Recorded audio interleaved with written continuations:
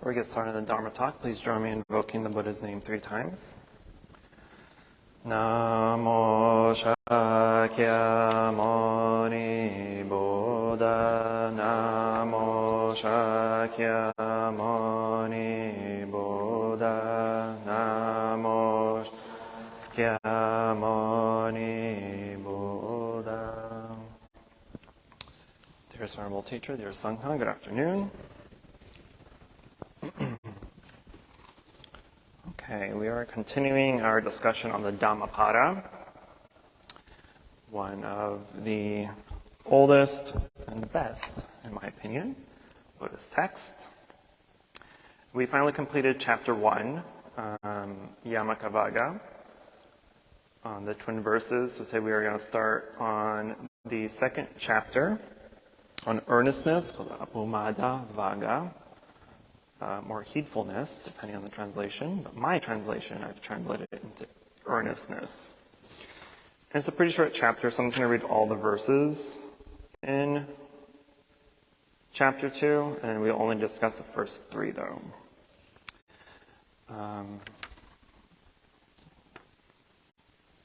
There's only 12 verses. Okay, so chapter 2 on earnestness. Earnestness is the path to the deathless. Thoughtlessness is the path to death. Those who are earnest do not die. Those who are thoughtless are like the dead.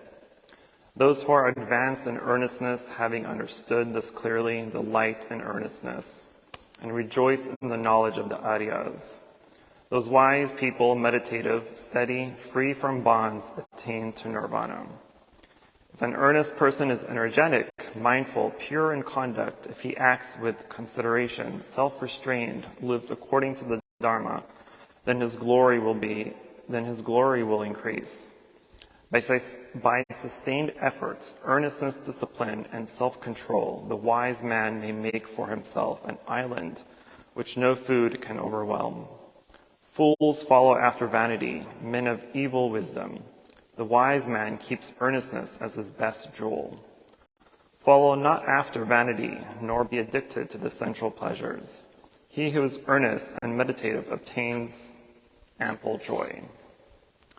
When the wise one dispels vanity by earnestness, he ascends the tower of wisdom, and being free from sorrow looks at the sorrowing beings, just as the wise man on the mountaintop looks at those beings with ignorance on the plain below.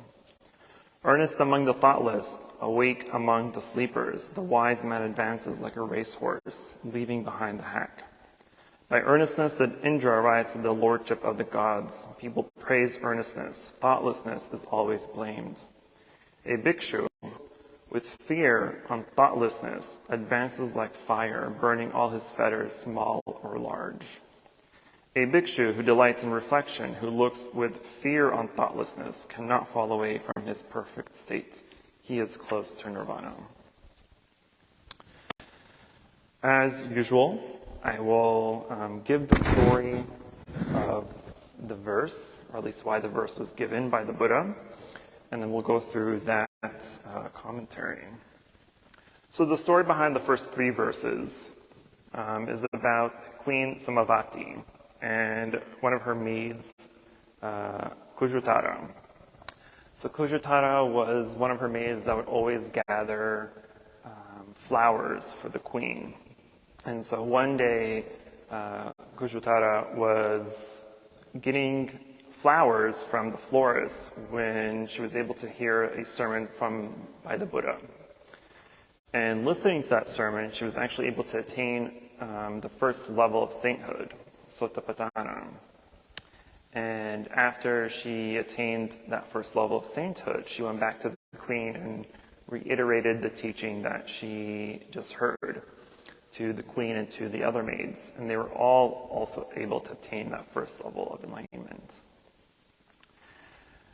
And so from then on, because of the queen and the maids, they were, of course, constricted to palace life. And so what they did was they dug holes or made holes in the walls of the palace so they can peep outside to see whenever the Buddha came and did alms round in the morning. So they'd be able to see him through little holes through the palace and pay homage to him. And so that was their way of kind of praising him, because they were not able to leave the palace. And then also at the time, there was a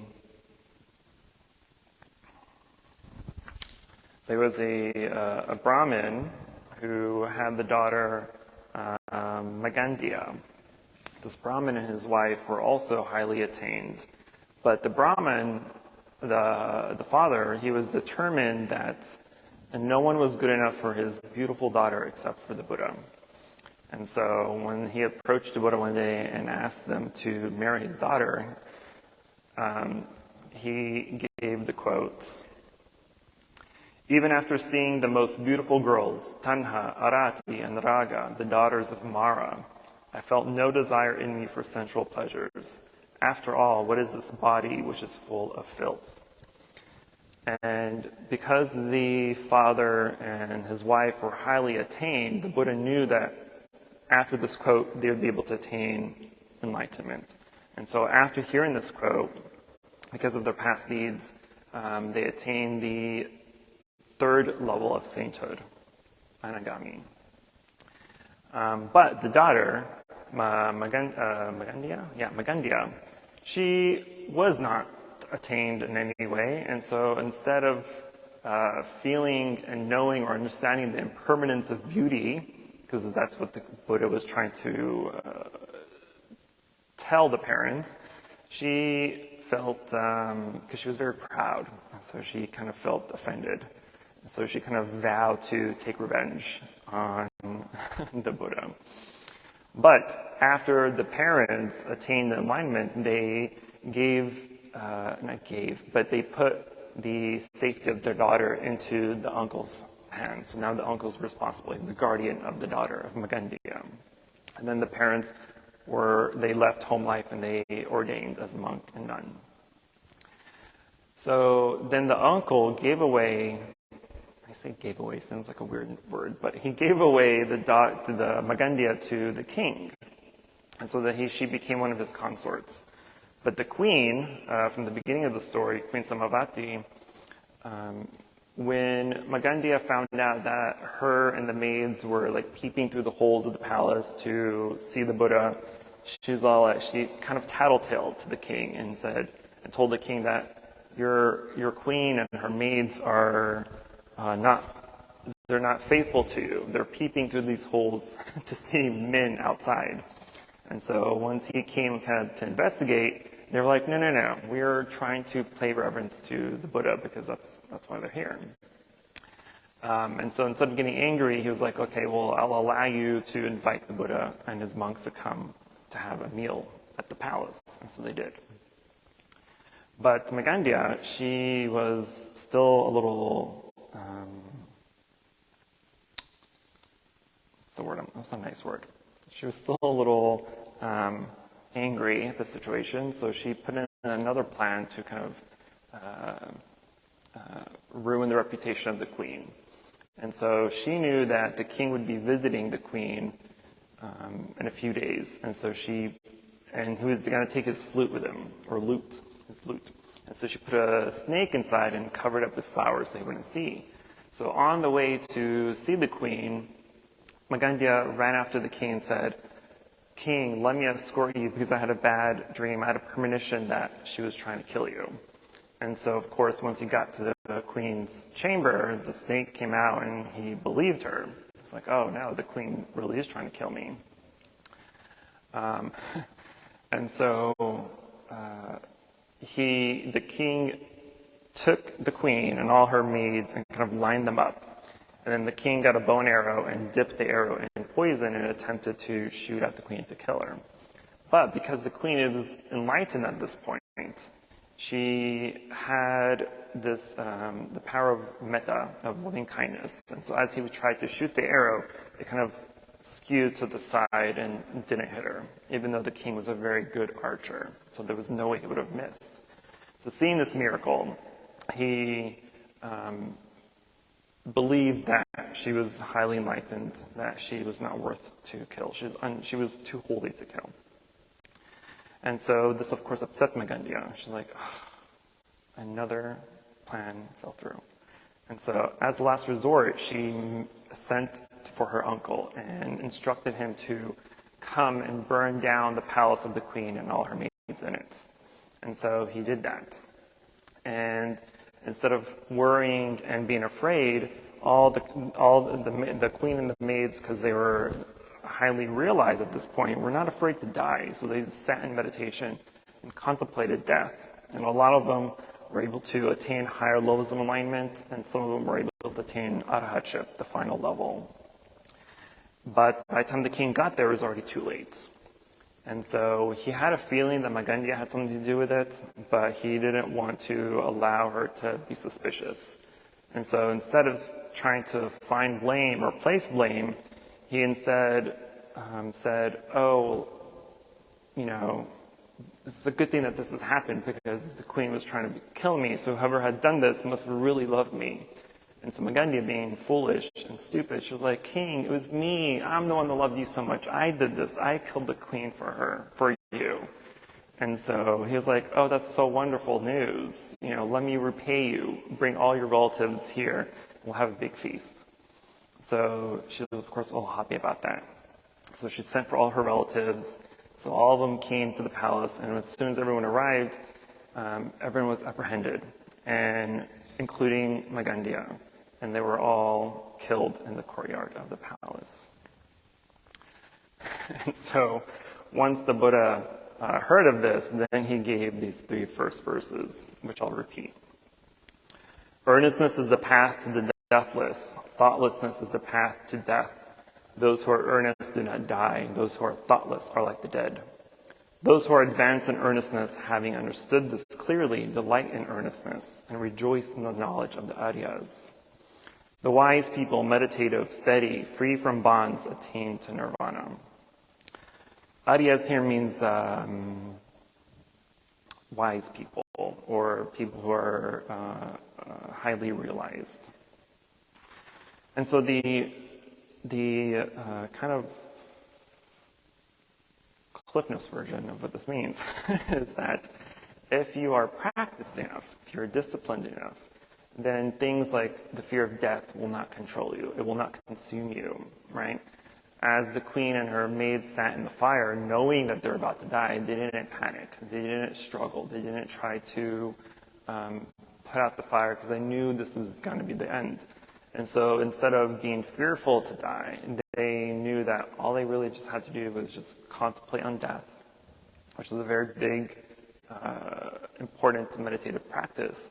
So that they contemplated on death, and they were able to actually attain higher levels of enlightenment before they were burned to death. So this is kind of just an extreme simile of how we should practice. But it's also an important lesson to remember that through practice, through our perseverance in our practice, and through study, and through our meditation, that we can overcome things like fear, right? Fear is something that is very much self-made, right? It's man-made.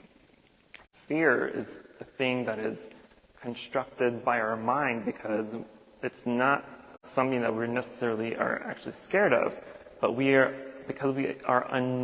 not know the outcome. We don't know what is there. We don't know what's beyond what we are seeing that we are fearing, and because of that, that's why we fear things, right? Most people fear death because you don't know what happens after death. You don't know what's going to happen to you. You don't know where you're going to go. You don't know what is beyond death. Right? That's one of the reasons why people are afraid of it, because they don't know what's going to happen. And because they don't know what's going to happen, they don't want to know. They don't want to have to die to find out. So they fear death. And so we do everything in our power to delay death, right? We work out, we eat healthy, we exercise, we do whatever we can to attempt to be immortal. But, which is great, if you want to prolong your life 5-10 years, that's perfectly fine. But to try to stop death from happening is clearly impossible. And so part of the lesson in this is also of impermanence, right? The quote that the Buddha told those parents, that Even after seeing the most beautiful girls, the 3 daughters of Mara, I felt no desire for sensual pleasure. After all, what is this body which is full of filth? Which sounds a little extreme to say, but it's a reminder that, yes, we are now all young, healthy, beautiful. We have our health, we have our beauty, we have whatever we need. But this will not last, right? Your beauty will not last. Your health will not last. And if we attempt to ignore that or forget about that, then once we do get older, or once we do age and get sick and are on the deathbed, we get angry about it, right? Everyone does everything they can to avoid having wrinkles, to avoid having the crow eyes, to avoid having receding hairline, to avoid having white or gray hair, right? You dye it, you bleach it, you do plastic surgery, do all these things to attempt to get away from aging. It's impossible, right? You can cover it up, but the core is still moving, whether you try to stop it externally or not. And so it's important to understand that things are impermanent. Our beauty is impermanent. Our life is impermanent. Health is impermanent. The world itself is very impermanent, right? That is one of the main reasons that we suffer in life, is because we do not accept impermanence as it is. Which is one of the facets of Buddhism. Buddhism is non-self, no self, right? That we as people are physically here, right? We can objectively say that, yes, I'm a person. I am here. I live in San Antonio. I'm at a temple. But there's a belief for most people that yourself is static. You're unchanging. Your personality is as it is. It's always been like that. It's never going to change. You're always going to love the things you love. You're always going to hate the things you hate. That's clearly untrue, right? Your likes and dislikes come and go. Your approvals and disapprovals come and go. Your beauty comes and goes. Your age comes and goes. So you're not static. You're constantly changing. And because of that change, because we don't see that change necessarily, right? That change within ourselves comes very slowly. So not very often that we notice the changes within ourselves. But if you go out and live your life and you go visit family or friends that you haven't seen in a couple of years, you're going to notice a lot of changes in them. But they may not notice those changes. Like, no, I didn't really change. This is how I've always looked. But according to you, that's not how they always looked, right? And so the idea of I'm never changing, nothing changes. I am who I am. This is how I am. This is how I always will be, is a unreasonable view of life. Another part of this is to also remember that practice is important. Yesterday we had our meditation retreat where we spent a total of 5 hours, maybe 5-6 hours in meditation. And we do that because, well, it's practice, you have to meditate, but it's a reminder for some to kind of gauge where you're at in your practice, right? If you can sit for the 45-minute sessions, right, with little discomfort, with little agitation, with little mental anxiety of sitting, then you can kind of gauge where you are in your practice. You can gauge how well you're doing or how well you need to continue to practice, right? So it's a good kind of gauge to see where you're at. But at the same time, it's also, hopefully, because I can't give you knowledge, I can't give you your own wisdom, but through the practice that you will be able to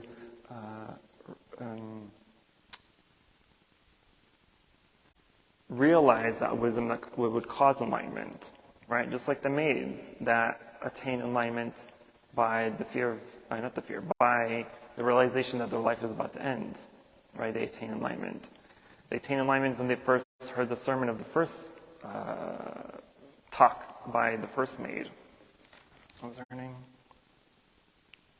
Kujutara, right? And it was through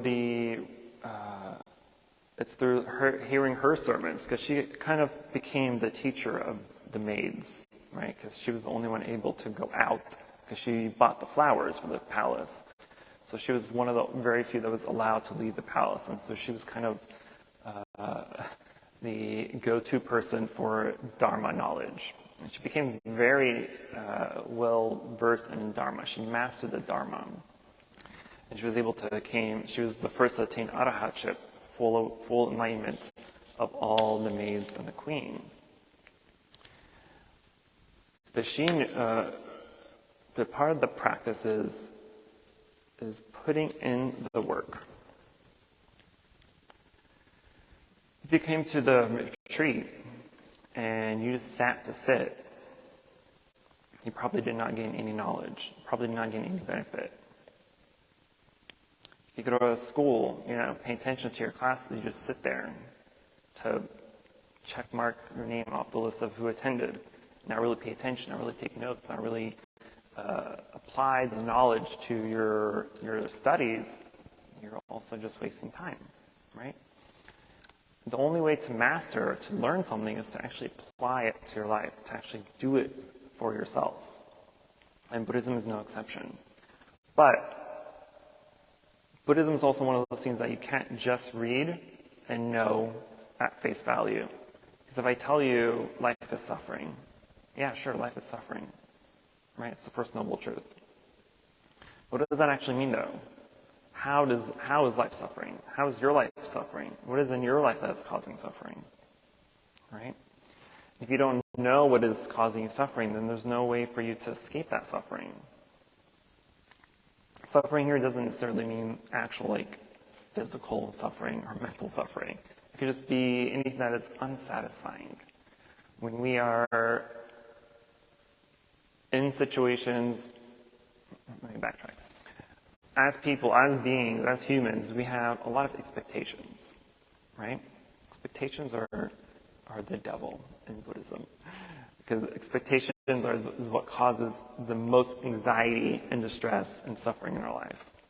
Because we have expectations for everything. We have expectations of how our family should be, how they should act. We have expectations of how our partner should be, how they should be treating us. We have the expectation that our job should be secure, that should provide for us professionally. We have expectations of school. We have expectations of friends. We have expectations of our vehicle taken us from point A to point B. We have expectations of our home to be able to protect us from weather and whatnot. So we have all these expectations in life. And most of these expectations are standard, right?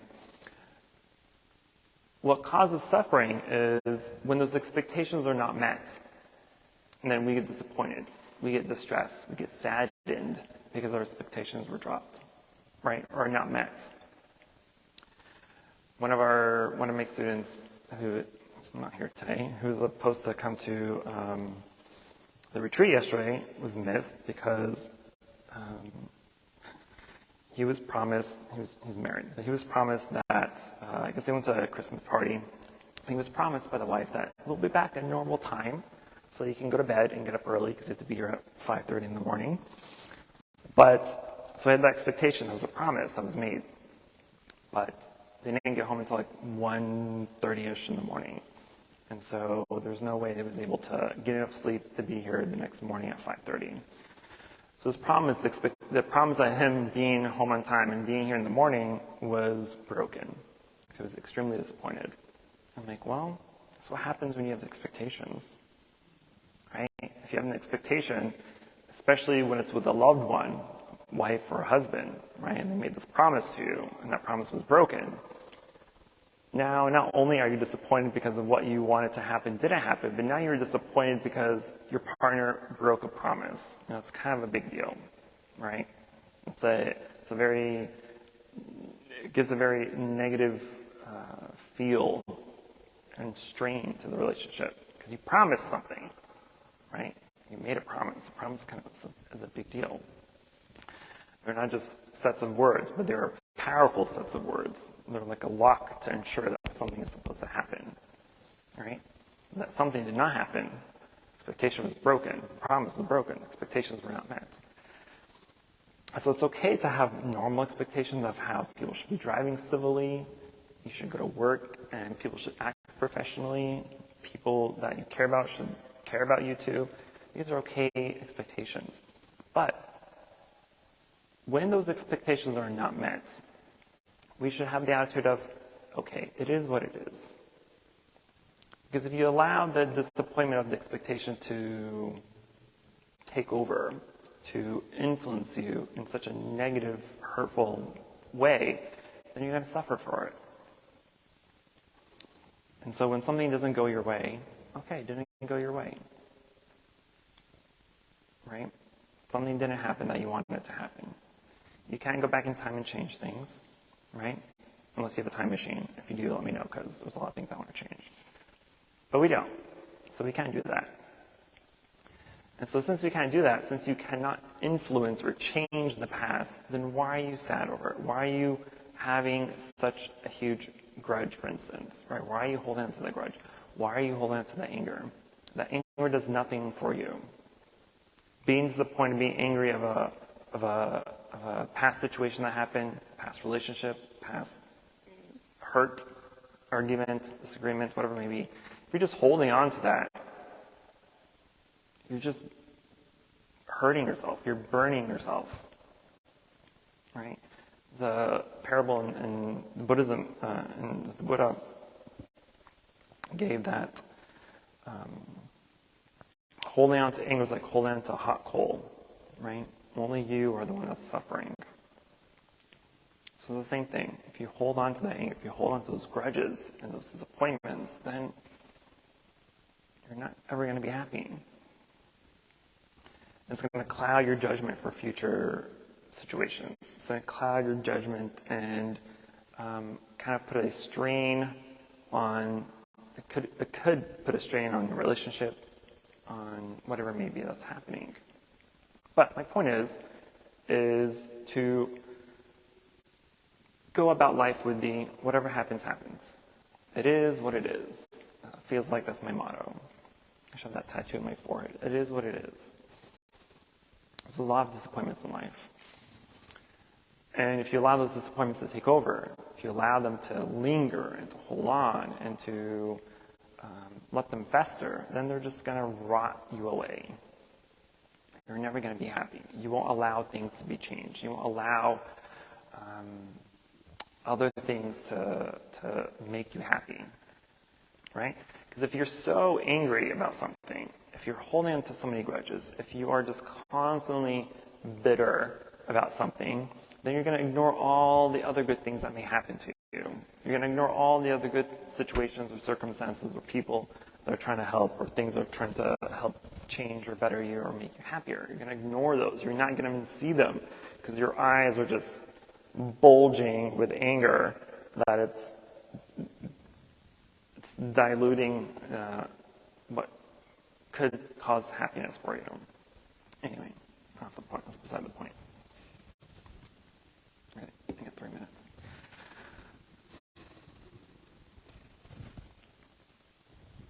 Moral of the story is in anything we do, and especially in Buddhism, let me use Buddhism as an example here, that when you hear a teaching or you read a teaching, right, you need to apply those to your life. You can't just read something and say, okay, I understand this, right? You can say, yes, I objectively understand this. I agree with this discourse. I agree with this teaching. This makes total sense. Intellectually, it does. But you can't become enlightened off of intellectual knowledge. You can only become enlightened through penetrating wisdom.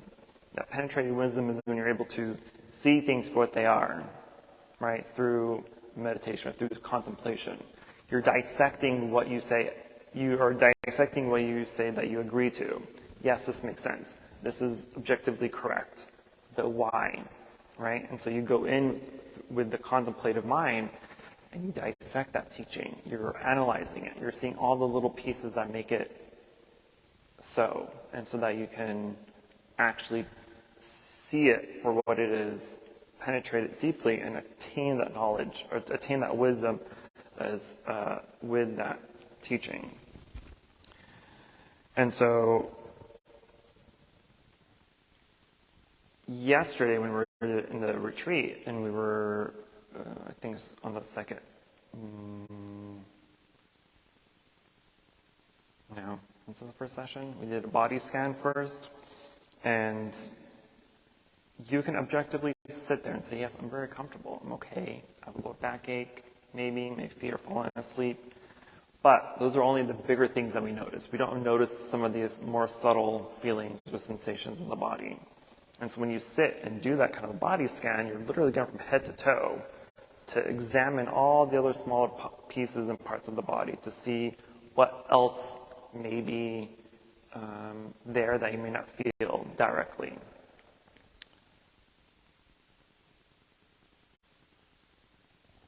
What was my point? I forgot. I'm sorry? Yes, thank you. And so when you're able to see what parts of the body are causing you stress, or sometimes when you're sitting in meditation, you're trying to most people attempt to force the body to sit upright, right? You're doing it in such a way that your body is not sitting comfortably. It's so tensed, it's rigid, and you're causing a lot of distress in the body. And so if we're able to do the body scan and recognize that stress or that tension is there, then we're able to release it and really enjoy the sit of the meditation. Likewise, when we are suffering over something, right, and we're able to contemplate through it and go dissect it and see exactly what the core cause of that suffering is, then we can do something about it and kind of weed it out. So that way it's no longer a hindrance. It's no longer a object or item in our life that is causing that suffering. And so when you read something of how the Buddha is teaching you to become enlightened, apply it to your life. That's the biggest takeaway. So whatever you read, apply it. If this makes sense to you, apply it to your life. Meditate on it. Why does it make sense to you? If it makes sense to you and you think it's helpful, it's great. Thinking that it's helpful doesn't actually make it helpful. Right? And so, just practice. That's my point. It's to practice. Okay, I'm going to stop talking. What are your questions, concerns, emotional outbursts? Yes, Miss Bonnie.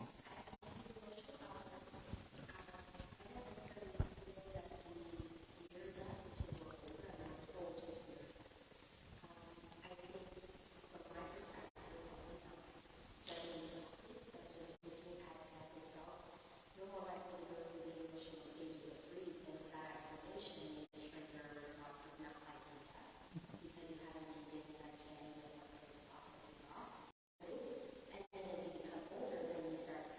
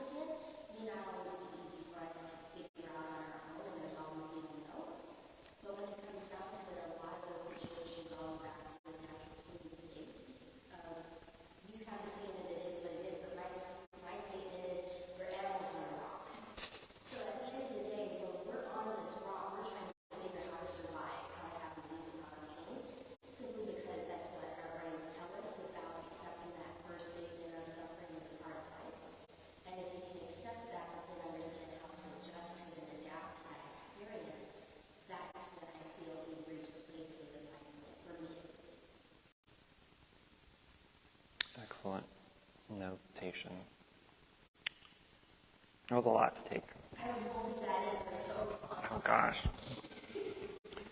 Yeah, and part of our fear of death is our attachment to the world. Right? We're attached to our family, to our friends, to our possessions. Nobody wants to let that go. Or they want to take it with them, right? I've seen people who want to be buried with like their cars and their wealth. It's like, that's just ridiculous.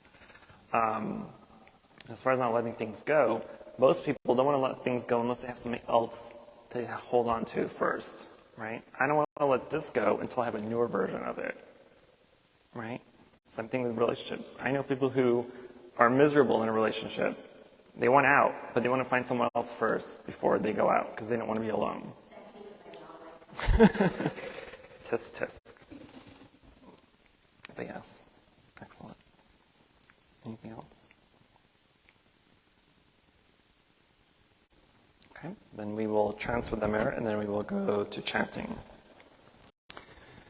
Namo Shakyamuni Buddha, Namo Shakyamuni Buddha, Namo Shakyamuni Buddha. For any positive karmic action we've accumulated here today, we wish to transfer the merit to all sentient beings and wish them full enlightenment.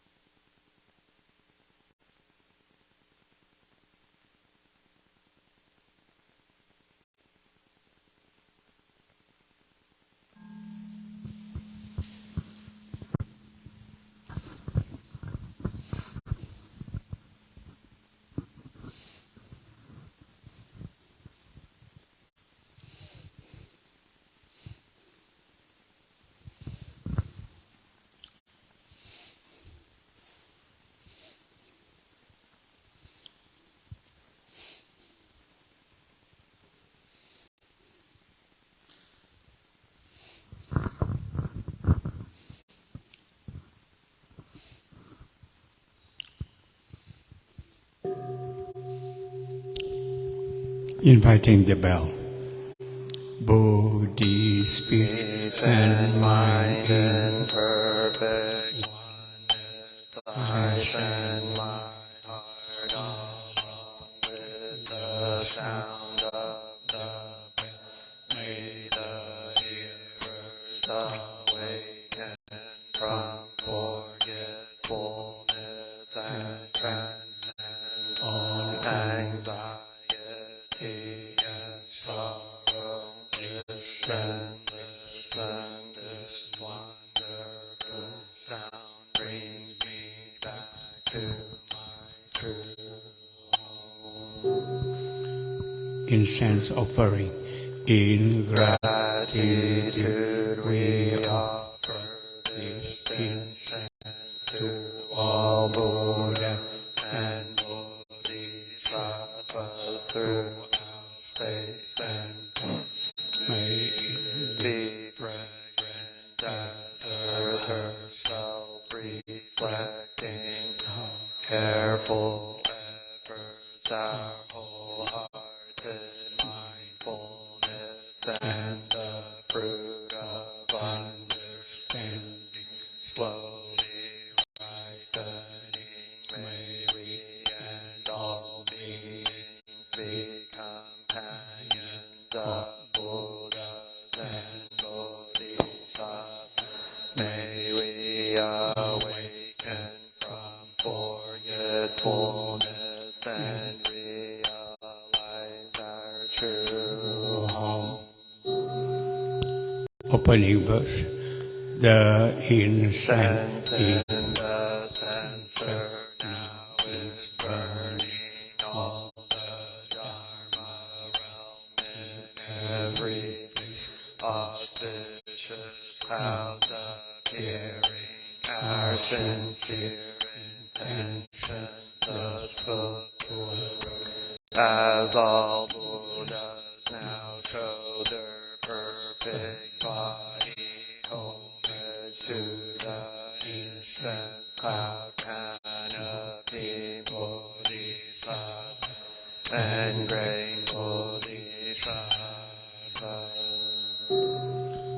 verses for bowing. We bow together. Homage to the eternally abiding Buddhas, the supreme Dharma, and sagely Sangha throughout the Dharma realm and the realm of empty and free periods of time.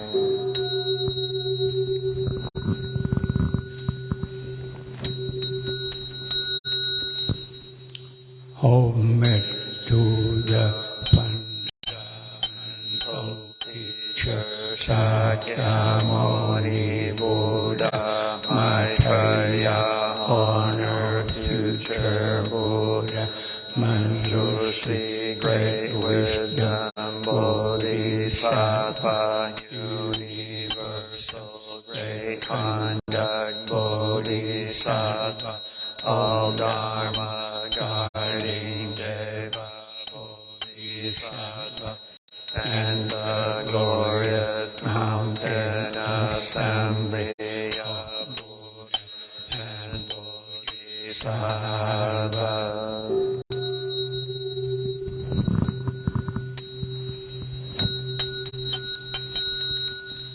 Homage to Amitabha Buddha in the land of ultimate bliss, Avalokiteshvara, great compassion, Bodhisattva, great strength, Bodhisattva, earth-stored great vow, Bodhisattva, and the assembly of great pure sea-like Bodhisattvas.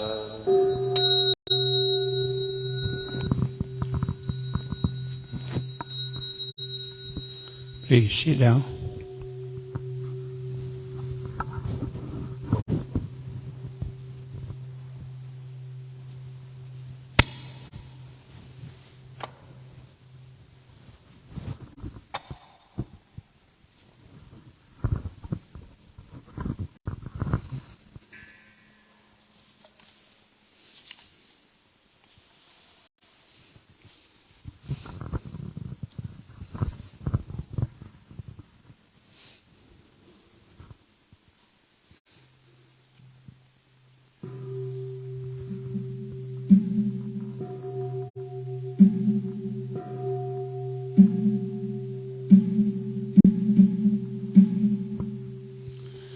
The great compassion mantra.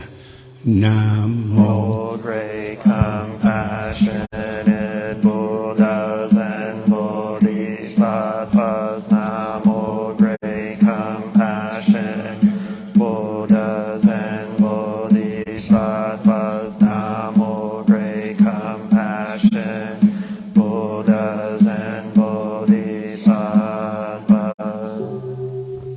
Namo Ratnatrayaya, Namo Arya Avalokiteshvaraya, Bodhisattvaya, Mahasattvaya, Mahakarunikaya, Om Sarvaravaye, Sudanadasya, Namaskritva Himamariya, Avalokiteshvara Ramdava, Namo Narakindi Mahavaswami, Sarvahadhatu Shubham Ajiyam, Sarvasattva Namo Vastava Namo Mata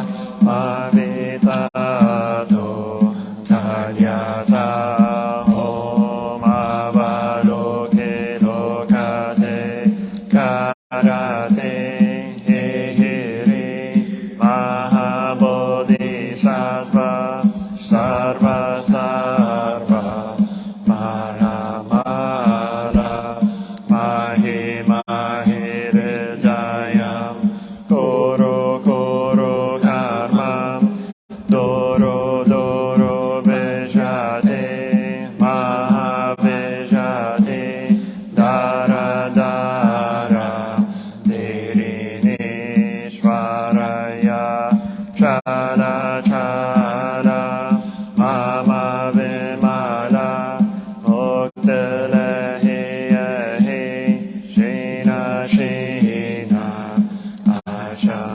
Pachari Vishva Vishvam Pachaya Holo Holo Mara Holo Holo Re Sara Sara Siri Siri Soro Soro Bodhiya Bodhiya Bodhaya Bodhaya Maitreya Narakende Nishanina Mayamana Swaha Siddhaya Swaha Mahasiddhaya Swaha Siddhayoge Swaraya Swaha Narakende Swaha Maranara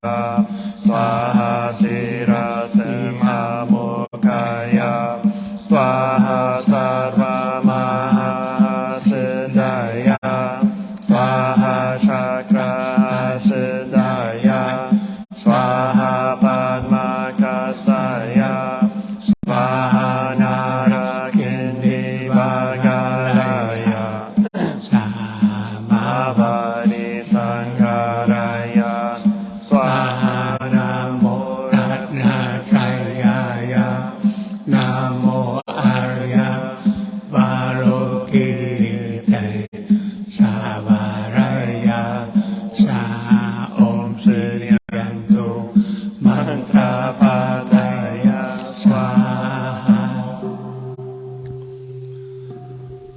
The Dhamma Bodhi is bringing morning light in concentration. My heart is at peace, health born on my lips. This is a new day, and I vow to go through it in mindfulness. The sun of wisdom has risen, shining in every direction. Noble Sangha diligently bring your mind into meditation. Namo Shakyamunaya Bodhaya. Namo Shakyamunaya Bodhaya. Namo Shakyamunaya Bodhaya. First he's opening a sutra. The unsurpassed, profound and wonderful Dharma is difficult to encounter in hundreds of millions of eons. I now see and hear it, receive and uphold it, and I vow to fathom the Tathagata meaning. Namo Sakyamuni Buddha. Namo Sakyamuni Buddha. Namo Sakyamuni Buddha. Touching the earth, the one who bows and the one who is bowed to are both by nature empty. Therefore, the communication between them is inexpressibly perfect. Our practice center is the net of Indra, reflecting all Buddhas everywhere, as my own person reflects in all Buddhas, to whom is my whole life I go for refuge. Offering light in the 10 directions, the Buddha, the Dharma, and the Sangha, to whom we bow in gratitude.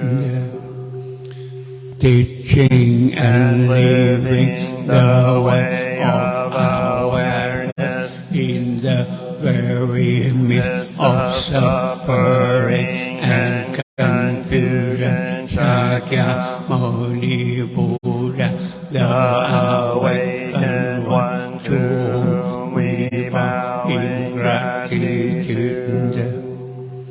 Cutting through ignorance, awakening our hearts and our minds, Manjushri, the Bodhisattva of great understanding, to whom we bow in gratitude. Working mindfully, working joyfully for the sake of all beings, Samantabhadra, the Bodhisattva of great action, to whom we bow in gratitude. Responding to suffering, serving beings in countless ways, Avalokiteshvara, the Bodhisattva of great compassion, to whom we bow in gratitude.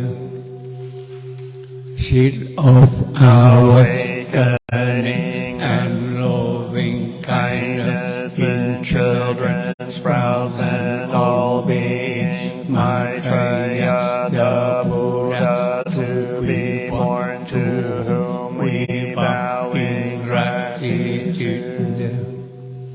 Showing the way fearlessly and compassionately, the stream of all our ancestral teachers, to whom we bow in gratitude. The Dhamma is deep and lovely. We now have a chance to see it and practice it. We vow to realize its true meaning. Of the Paramaparamita, the Bodhisattva Avalokita, while moving in the discourse of Prajnaparamita, shed light on the five skandhas and found them equally empty. After this penetration, he overcame ill-being, Shariputra, form is emptiness, emptiness is form is not other than emptiness. Other than form, the same is true with feelings, perceptions, mental formations, and consciousness. Listen, Shariputra, all dharmas are marked with emptiness. They are neither produced nor destroyed, neither defiled nor immaculate, neither increasing nor decreasing.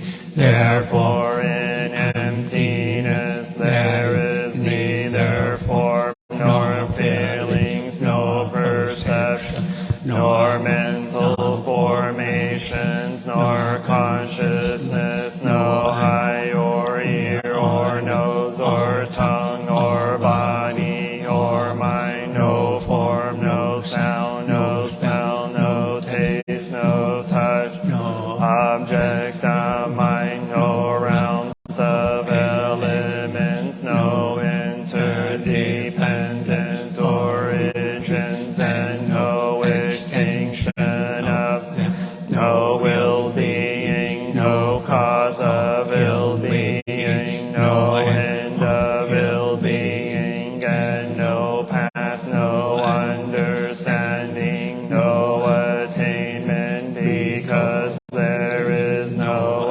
attainment. The Bodhisattva's ground in Prajnaparamita, find no obstacles, for their minds having no obstacles, they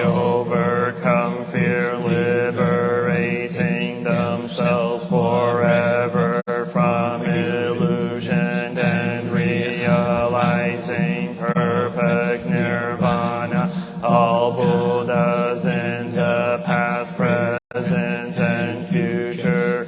Praivatanutara samyak sambuddhi. Therefore one should know that perfect understanding is the highest mantra, the unequaled mantra, the destroyer of ill being, the incorruptible mantra, prajna paramita should therefore be gate gate para gate para samgate bodhi swaha gate gate para gate para samgate bodhi swaha gate gate para gate para samgate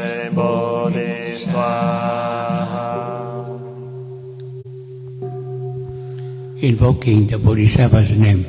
We invoke your name, Avalokitesvara. We aspire to learn your way of listening in order to help relieve the suffering in the world. You know how to listen in order to understand. We invoke your name in order to practice listening with all our attention and wholeheartedness. We will sit and listen without any prejudice. We will sit and listen without judging or reacting. We will sit and listen in order to understand. We will sit and listen so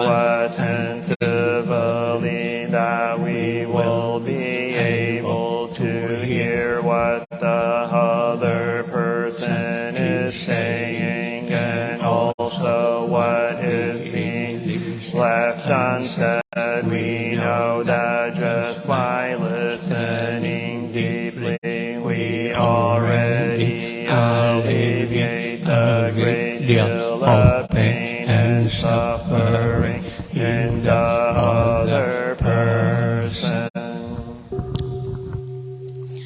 We invoke your name, Manjushri. We aspire to learn your way, which is to be still and to look deeply into the heart of things and into the hearts of people. We will look with all our attention and open-heartedness. We will look with unprejudiced eyes. We will look without judging or reacting. We will look deeply so that we will be able to see and understand the roots of suffering through the impermanent and selfless nature of all that is. We will practice your way of using the sword of understanding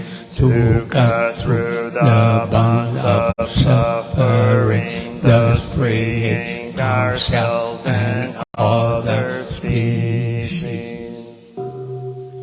We invoke your name, Samantabhadra. We aspire to practice your vow to act with the eyes and heart of compassion, to bring joy to one person in the morning and to ease the pain of one person in the afternoon. We know that the happiness of others is our own happiness, and we aspire to practice joy on the path of service. We know that every word, every look, every action, and every smile can bring happiness to others. We know that if we practice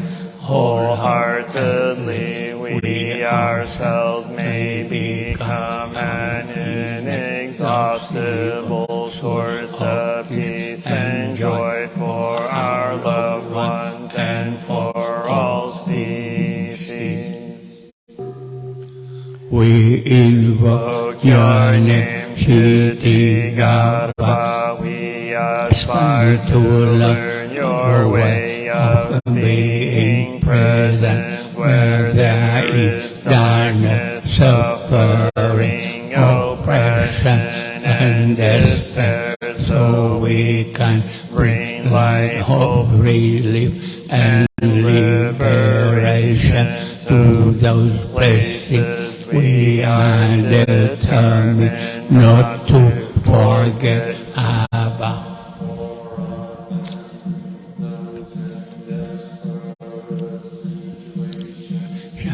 We are not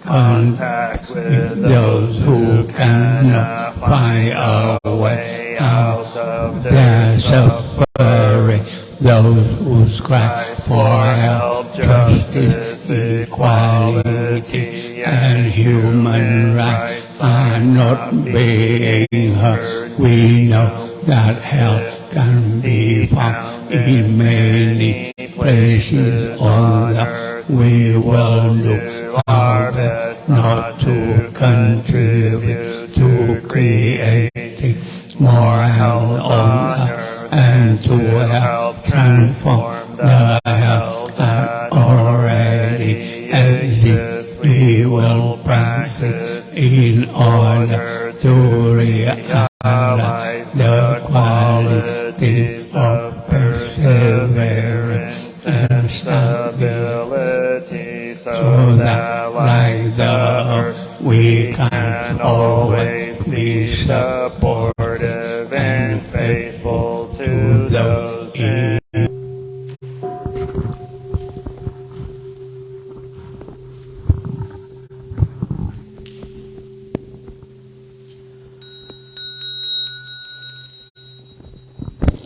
We bow together. The three refuges. I take refuge in the Buddha, the one who shows me the way in this life. I take refuge in the Dhamma, the way of understanding and of love. I take refuge in the Sangha, the community that lives in harmony and awareness.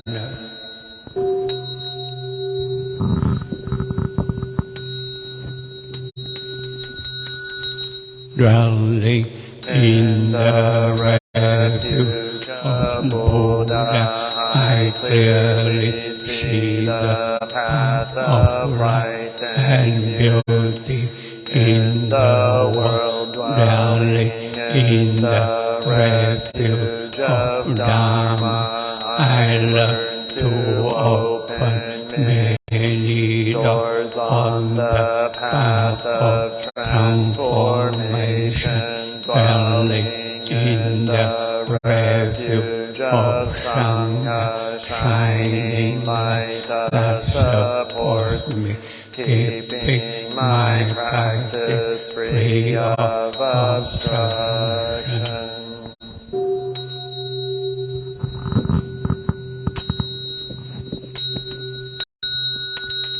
Taking refuge in the Buddha, in myself I aspire to help all people recognize their own awakened nature, realizing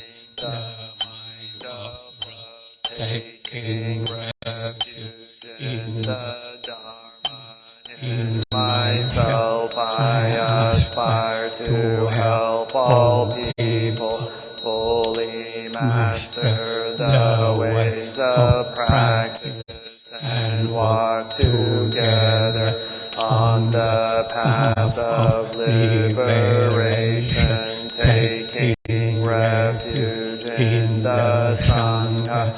In myself I aspire to help all people build fourfold community, to embrace all beings and support their transformation.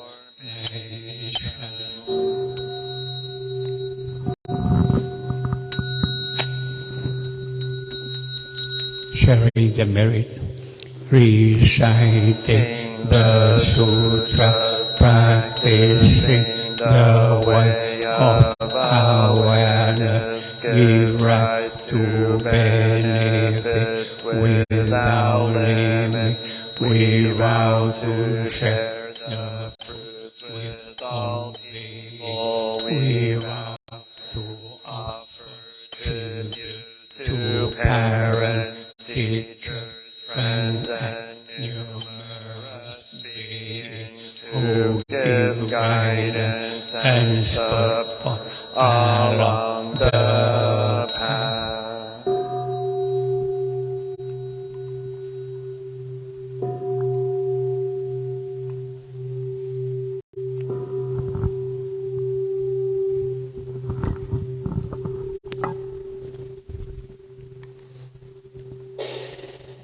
Namo Shakyamuni Buddha.